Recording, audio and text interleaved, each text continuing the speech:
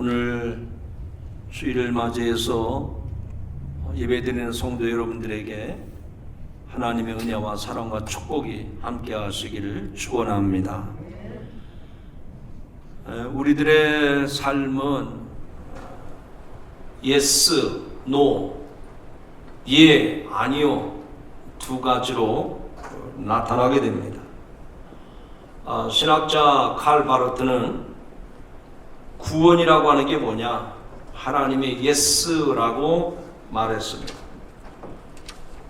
구약의 요셉이라고 하는 사람은 형들이 자기들이 지은 죄에 대해서 또 자기들의 허물에 대해서 용서해 달라고 했을 때 못합니다. 내가 원수 갚을 것입니다. 이런 태도를 취하지 아니하고 그들의 요청에 예스 이렇게 대답을 했습니다. 오늘 여기에 계신 저와 여러분도 하나님 앞에서 저와 여러분이 예스라고 하는 대답을 받았기 때문에 이 자리에 나오게 된 줄로 믿습니다. 더 분명한 것은 뭡니까? 하나님께서 저와 여러분에 대해서 한 번도 아니요, 노라고 대답한 적이 없습니다. 주님은 10번이면 10번 전부 다 저와 여러분을 향해서 yes 이렇게 대답하셨습니다.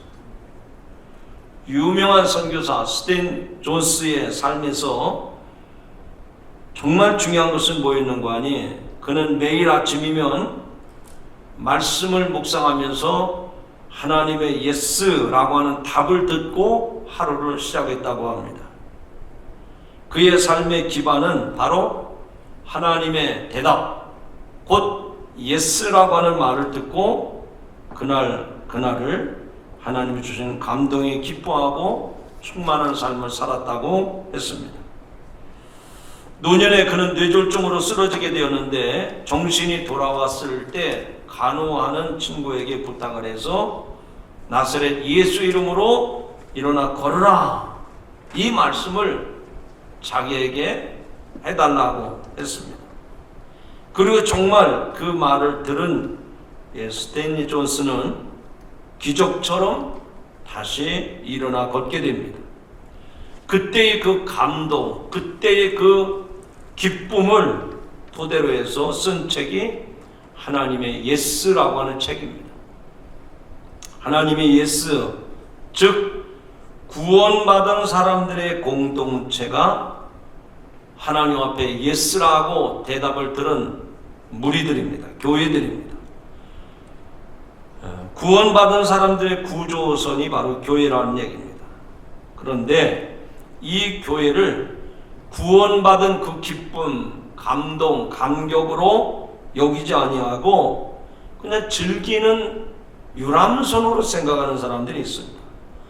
그 배 안에 선장도 있고 갑판원도 있고 조리사 또 위생사 여러 사람들이 있는데 이 사람들이 그 배 안에서 하는 일이 너무 즐겁고 재미있어서 지금 이 배가 어디를 향해 가야 되는지 무슨 일로 배를 항해해야 되는지 그것도 모르고 자기들이 하는 일이 그냥 마냥 기쁘고 즐거워서 이 배가 어디를 향해서 무슨 일을 해야 되는지 모르고 그냥 즐기기만 하는 사람이 있단 말이죠. 유람선을 탄 줄로 착각하는 거예요. 구조선은 그런 유람선하고는 다릅니다. 지금 꺼져가는 생명을 살리기 위해서 구조하기 위해서 그 배가 지금 항해를 하는 거란 말이죠. 오늘 이 교회에 모여서 예배드리는 성도 여러분, 우리는 이 반석교회라고는 유람선을 탄 사람들이 아닙니다. 구조선, 사람의 생명을 살리기 위해서 모여서 예배드리는 것이 이 반석교회의 구조선인 줄로 믿습니다. 그래서 우리들의 관심의 우선순위가 어디 있느냐? 세상 사람들처럼 얼마나 평안한가, 얼마나 즐기는가 여기에 관심 있는 게 아닙니다. 우리들의 관심은 지금도 허우적거리고 저 죄악에 휩쓸려가는 사람들, 저 죄악에 빠져 죽어가는 영혼들을 어떻게 하면 구원해낼까? 그런 일에 계획을 세우고 작전을 짜고 그 일을 힘있게 추진해가고 그 일이 제대로 되는지 점검해야 되는 곳이 바로 이 교회요, 또 주님의 택함받은 성도들의 모습인 줄로 믿습니다. 오늘 그런 사람으로 쓰임받기 위해서 하나님은 저와 여러분 한 사람 한 사람을 이 시대에 주님의 제자로, 주님의 일꾼으로 불러주신 줄로 믿습니다. 동서고금을 막론하고 제자가 스승을 찾아가기 마련입니다. 지금 코로나19 감염으로 인해서 우리 공부하는 학생들이 학교에 나가서 공부하는데 많은 어려움이 있습니다. 그래서 인터넷으로 공부를 하기도 한다고 그러는데, 어쨌든 학생들은 선생님이 계신 학교로 찾아가는 겁니다. 세상의 모든 제자들은 스승을 찾아가게 마련입니다. 그런데 성경에 보니까 예수님은 반대로 스승이셨던 예수님이 제자들에게 찾아가셨습니다. 예수님이 제자들을 찾아 나선 것입니다. 갈릴리 바다에서 고기 잡이하는 어부들에게 찾아가셨습니다. 세간에 앉아 세리 일을 하던 그 세리에게 예수님은 찾아가셨습니다. 그래서 그 일에 매달려 살아가는 그들을 부르셨고 그들을 제자 삼으셔서 나를 따르라고 말씀을 하셨습니다. 그리고 예수님은 그들을 무작정 앞세우지 않으셨습니다. 오늘 읽은 이 본문의 말씀에 의하면 예수님은 그런 사람들을 제자로 부르시고 택하시고 훈련시켜서 파송을 하십니다. 여러분, 제자는 누굽니까? 어떤 사람을 우리는 제자라고 말할 수가 있습니까? 스승을 따른다는 기준으로 제자를 구분한다면 과연 어느 정도 따라야 정말 저 사람은 제자라고 말할 수가 있을까요? 많은 학생들을 가르친 선생님들이 그 숱한 학생들, 자기가 가르쳤던 숱한 학생들을 향해서 다 내 제자라고 말하지 않습니다.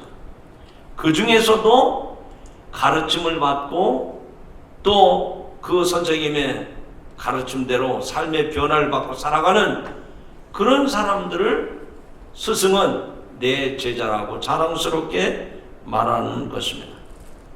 그렇다면 과연 제자는 어떤 사람일까? 또 제자가 아닌 추종자는 또 어떤 사람일까? 교회에서도 보면 제자처럼 살아가는 성도들이 있는가 하면 그냥 무리처럼 따라가는 추종자가 있어요. 제자가 있는가 하면 일반 성도가 있다는 얘기입니다. 이런 구분을 생각해 보면 제자는 언제나 열심을 품고 스승을 따르는 사람입니다. 그러면 그 열정을 무엇으로 알 수가 있습니까? 우리가 어느 한 그 사람을 볼 때, 저 사람은 제자가 된 사람이다. 스승을 따르고 스승의 가르침을 실천하는 모습을 볼 때 저 사람은 틀림없이 제자다. 그래서 어느 사람이든지 그 사람을 볼 때 그 스승을 떠올릴 만한 사람이라면 그는 그 스승의 틀림없는 제자라고 말할 수가 있습니다. 제자는 스승의 지식만 배우는 사람이 아닙니다. 그 스승의 가르침, 그 스승의 인격적인 그런 모든 모습을 닮아가는 사람, 이런 사람이야말로 제자라고 말할 수가 있죠. 오늘 이 말씀을 들으시면서 저와 여러분도 그저 그리스도를 따르는 추종자로 머물러 있지 아니하고 그리스도의 가르침을 본받아서 내 삶의 변화가 일어나고 그리스도의 인격이, 그리스도의 마음이 여러분의 새겨짐으로 세상의 모든 사람들을 통해서 저 사람은 예수님의 제자다, 저 사람은 정말로 그리스도인이라, 이렇게 일컬음을 받게 합당한 주의 성도들이 되기를 주님의 이름으로 축원합니다. 성경에 보면 예수님은 12 제자를 부르시고 그들에게 능력을 주셔서 그 제자들을 세상에 파송하셨습니다. 그들은 두루다니며 복음을 전합니다. 그럴 때 제자들을 맞이하는, 영접하는 사람도 있고, 또 반면에 예수님을, 제자들을 영접하지 않는 사람도 있었습니다. 주님은 그 제자들에게 부탁을 하셨습니다. 너희가 어느 집에 가든지 평안을 빌며 그들이 너희들 영접하지 아니하거든 발에 먼지까지 떨어버리라 라고 말씀을 하셨습니다. 그래서 제자들은 그 약속을 믿고 나가서 복음을 전하게 됩니다. 그런데 주님은 그 제자들을 세상에 보내실 때 어떤 말씀을 하셨는가 하니, 내가 너희를 세상에 보내는 것은 양을 이리 가운데 보내는 것과 같다라고 말씀을 하셨어요. 여러분, 예수님이 이 12명의 제자들을 훈련시켜서 그들에게 말씀을 주시고 그들에게 능력을 주셨는데도 그들이 세상에 나갈 때는 예수님이 보셔도 너희들은 꼭 저 이리들 가운데 보냄을 받은 양과 같다고 예수님이 염려를 하셨습니다. 그것뿐만 아니라 너희가 내 이름으로 핍박과 환난을 받을 것이다 라고 말씀을 하십니다. 그러나 그런 핍박이 있다 하더라도 두려워하지 말라, 염려하지 말라고 말씀하십니다. 그때 하신 말씀이 뭡니까? 우리가 바로 지난주에 살펴본 말씀처럼 참새 2마리가 한 아사리온에 팔리더라도 하나님이 허락하지 아니하시면 그 하나라도 땅에 떨어지지 않는다 라고 말씀을 하셨어요. 하나님이 허락하지 아니하시면 결코 세상에서 너희가 환난을 당하고 핍박을 당한다 해도 두려워하지 말라는 겁니다. 그래서 담대하게 복음을 전하라는 거죠. 그러시면서 그 이후에 나타난 말씀에 보면 누구든지 사람 앞에서 나를 시인하면 나도 하늘에 계신 내 아버지 앞에서 그를 시인할 것이요, 누구든지 사람 앞에서 나를 부인하면 하늘에 계신 내 아버지 앞에서 나도 그를 부인하리라 말씀을 하셨다. 또 자기 십자가를 지고 나를 따르지 않는 자도 내게 합당하지 아니하니라. 자기 목숨을 얻는 자는 잃을 것이요 나를 위하여 자기 목숨을 잃는 자는 얻으리라 라고 말씀을 하셨습니다. 그러니까 이 제자들에게 세상에서 환난과 핍박이 기다리고 있지만 담대하게 세상에 나가서 복음을 전하라고, 많은 사람들에게 그리스도의 복음을 전하라고 촉구한 말씀이죠. 자, 오늘도 주님은 그 당시 이 제자들에게 세상 가운데 파송하시면서 복음을 전하라고 말씀하셨던 것처럼 오늘도 주님은 우리들 이 세상 가운데 보내십니다. 앞서 말씀드린 것처럼 우리는 이 반석교회라고 하는 유람선을 타고 크루즈 여행을 하는 사람들이 아닙니다. 이 반석교회라고 하는 것은 구조선이에요. 구조선. 지금 바다 한가운데에서 사람이 빠져 허우적거리고 있는데 그 영혼을 살리기 위해서 그 구조선이 가야 되는데 우리들이 그 구조선에 탄 사람으로 우리가 보냄을 받은 사람. 그래서 우리는 지체 없이 주님의 그 사명을 붙들고 환난과 핍박이 우리를 기다리고 있어도 두려워하지 말고 담대한 마음을 가지고 생명을 건지는 일에 우리가 쓰임받아야 될 줄로 믿습니다. 자, 오늘 이 말씀이 좀 부담이 되고 무거운 말씀 같지만 한번 우리 스스로에게, 여러분 자신에게 좀 계속 질문하시면서 말씀을 들어보시기 바랍니다. 우리들이 신앙생활하면서, 특별히 예수 믿고 신앙생활하면서 정말 부담되는 게 있어요. 부담되는 거. 그게 뭘까요? 여러분이 한번 마음속으로 예수 믿고 신앙생활하는 거, 글쎄 구원받고 천국 가는 거는 너무 좋고 참 신나는 일인데 예수 믿고 신앙생활하는 것 중에 부담되는 게 뭐가 있을까? 주일 성수하는 게 부담이 되십니까? 주일 성수. 아니 주일마다 가야 되는가? 한 달에 주일이 4번 5번 있는데 이렇게 격주별로 가도 되잖아. 꼭 굳이 주일마다 예배를 드리라고 하니 진짜 답답하고 이해가 잘 안 돼. 그래서 그게 부담이 될 수 있어요. 왜냐하면 나도 주일이라면 가야 할 곳도 있고 만나야 될 사람도 있고 해야 할 일도 있는데 주일마다 예배 참석하라니 부담이 될 수도 있죠. 아니 그래도 나는 신앙생활 할 만큼 한 사람이기 때문에 그런 건 내 문제가 안 됩니다. 그럼 뭐가 부담이 됩니까? 아니 교회 가는 것만 해도 감지덕지지 이렇게 헌금을 하라고 그러는지. 감사한 거 다음 주일은 또 맥주주일이라고 그러고 또 11조를 바치라고 그러고 선교헌금을 해라. 헌금이 또 부담이 돼. 헌금. 아니요, 헌금까지도 할 수 있어요. 11조 생활까지도 할 수 있어요. 그런데 매일 새벽 기도 하랍니다. 새벽 기도. 그나마 잠이 모자라 죽겠는데 새벽마다 기도하라고요? 그것도 부담이 될 수 있어요. 그래요. 주일 성수, 또 헌금 드리는 거, 새벽 기도하는 거 다 부담이 될 수 있어요. 그런데 그것보다 더 부담되는 게 있어요. 하기는 해야 되는데 부담이 돼서 못하는 게 있어요. 그게 뭘까요? 전도입니다. 전도. 전도를 해보면 이 일이 쉽지 않다는 것을 다 느끼고 있습니다. 전도할 때 만나는 사람마다 한 손을 들고서 여러분을 환영하는 게 아니라 외면을 합니다. 외면 정도는 그래도 양반이죠. 어떤 사람은 욕을 합니다. 어떤 사람은 여러분에게 불이익을 주는 사람도 있어요. 이렇게 전도하다 보면 화를 당하는 경우도 있고 불이익을 받기도 합니다. 심지어는 생명의 위협을 당하기도 합니다. 그러다 보니까 내가 예수 믿는 건 다 할 수 있는데 이런 일은 참 부담이 된다. 뭐가? 전도가 부담이 됩니다. 오늘 말씀 가운데 40절에 보면 너희를 영접하는 자는 나를 영접하는 것이요 나를 영접하는 자는 나를 보내신 이를 영접하는 것이니라 라고 말씀을 했어요.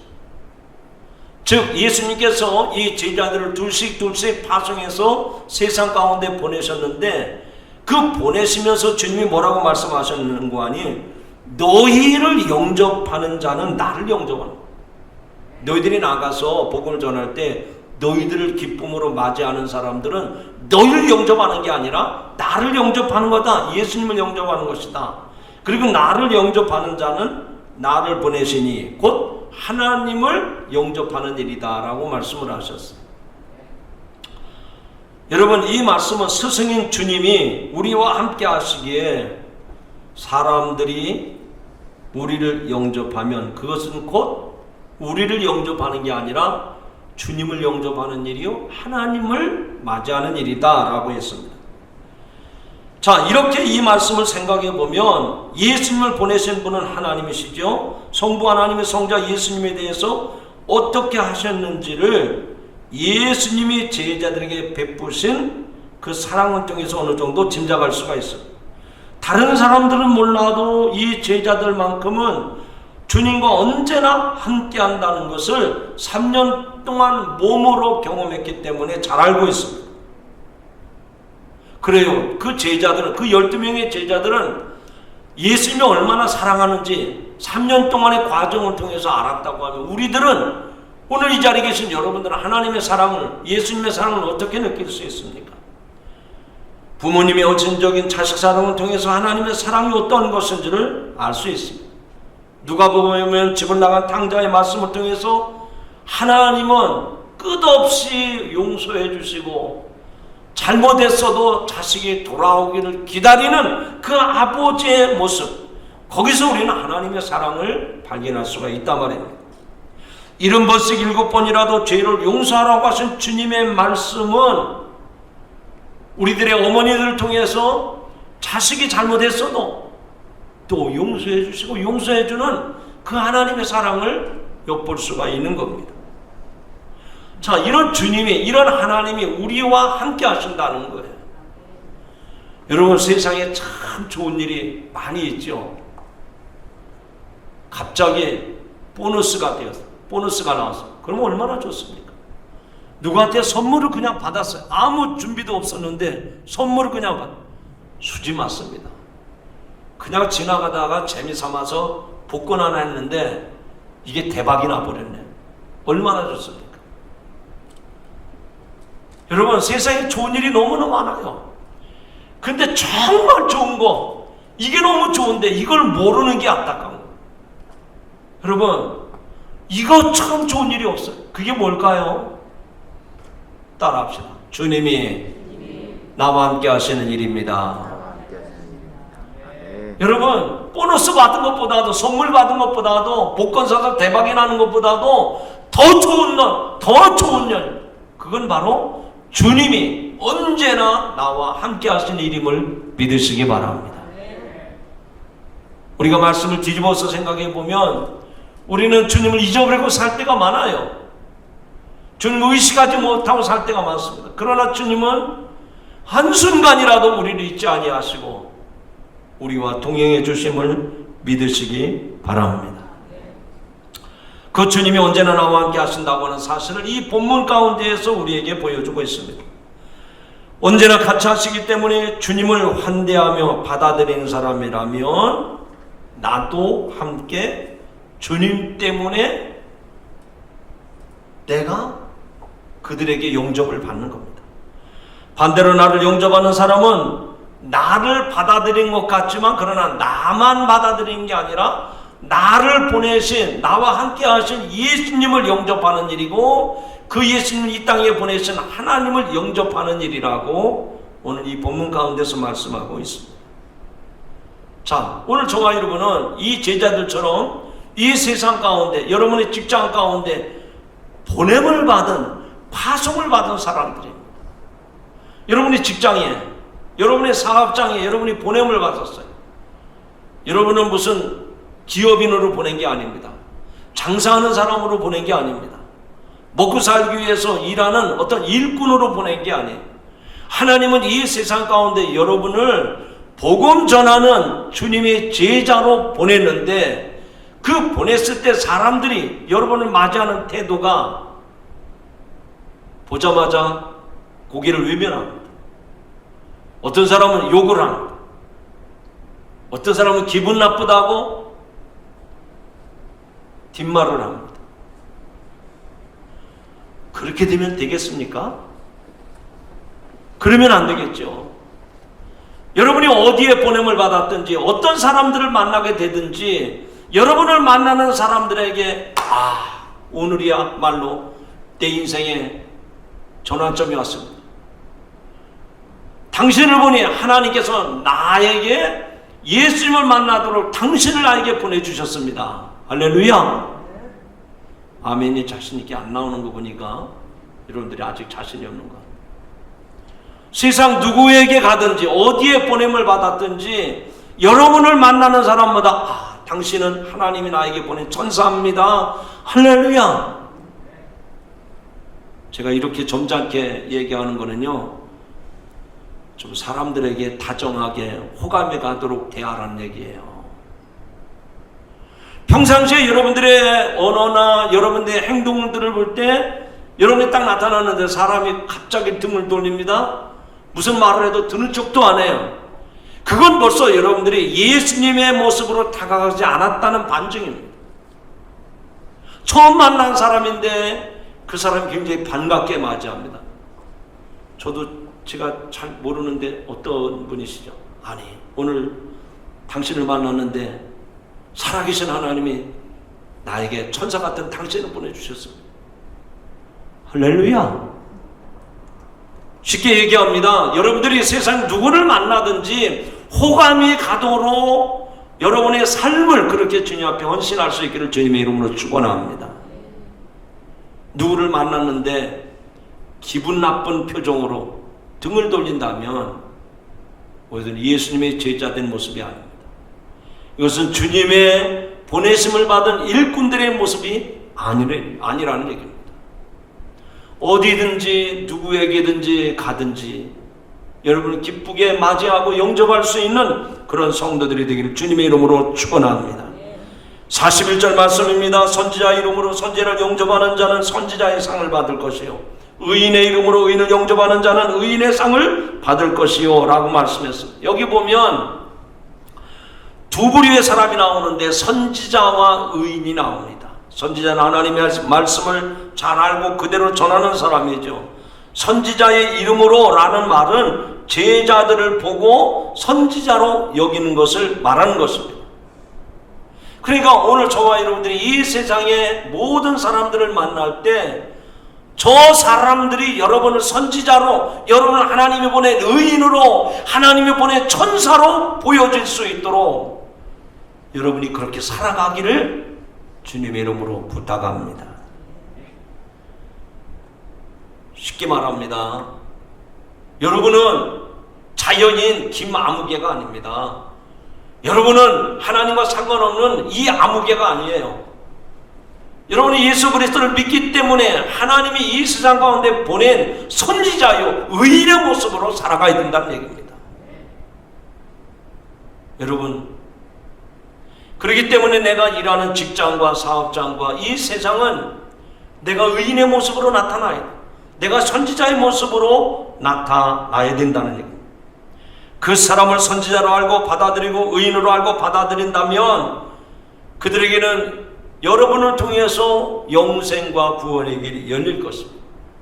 동시에 그 세상의 많은 사람들이 여러분을 의인으로, 여러분을 선지자로 만났을 때 그 사람들에게는 영생이 주어지지만 여러분에게는 어떤 상이 주어질까요? 여러분에게 선지자의 상급이 있고 여러분에게는 의인의 상급이 여러분에게 주어짐을 믿으시면 아멘 하시기 바랍니다.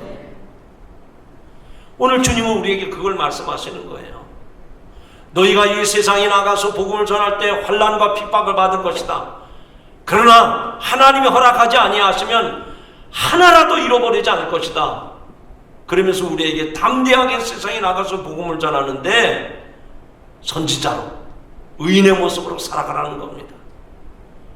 오늘 우리들에게 부담이 되는 말씀이지만 여러분, 그게 얼마나 부담이 되는 겁니까? 내가 예수 그리스도를 모시고 예수님이 내 안에 계시다면 예수님의 심정으로, 예수님의 마음으로 말씀을 전하고 그렇게 실천하며 살아가는 것은 너무나도 당연하고 너무나도 자연스러운 일이죠. 주님이 우리를 향해서 뭐라고 그랬습니까? 너희는 세상의 빛이라 말씀했죠. 빛은 받아들이는 그대로 반사가 됩니다. 그렇죠? 그 빛이 반사될 때 변형된 모습으로 반사되지 않습니다. 있는 모습 그대로 반사가 되는 거예요. 우리가 예수 그리스도, 빛 대신 예수 그리스도를 받아들였다면 나를 통해서 세상을 향해서 이 죄악과 어두운 세상을 향해서 그 빛을 환하게 예수님의 모습을 그대로 비춰주는 거예요. 그게 어려운 일이 아닙니다. 당연한 일이에요.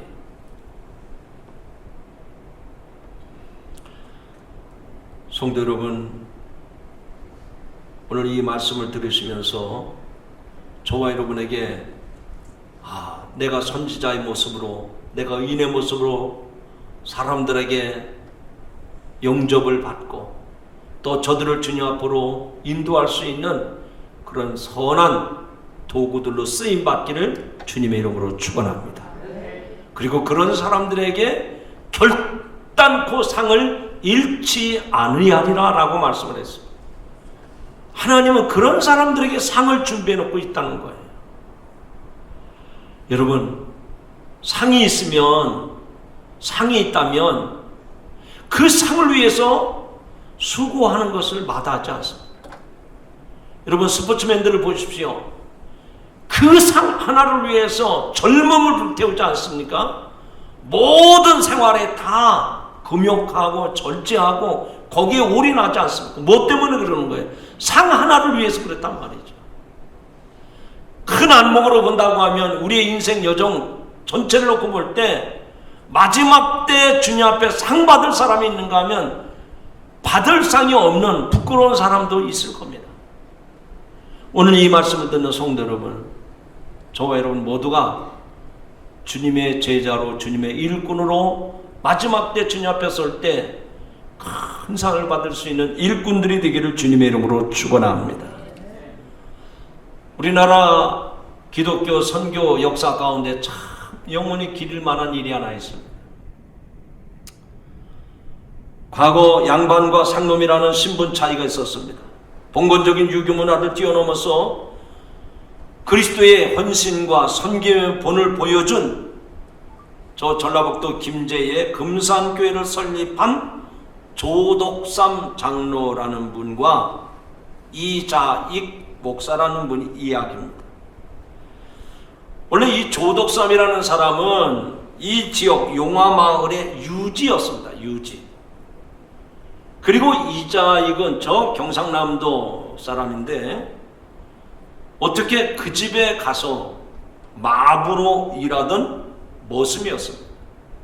조덕삼이라고 하는 유지 집안에 이자익이라고 하는 사람이 머슴살이를 하게 됐어요. 이자익은 17살 때 이 조덕삼을 만납니다.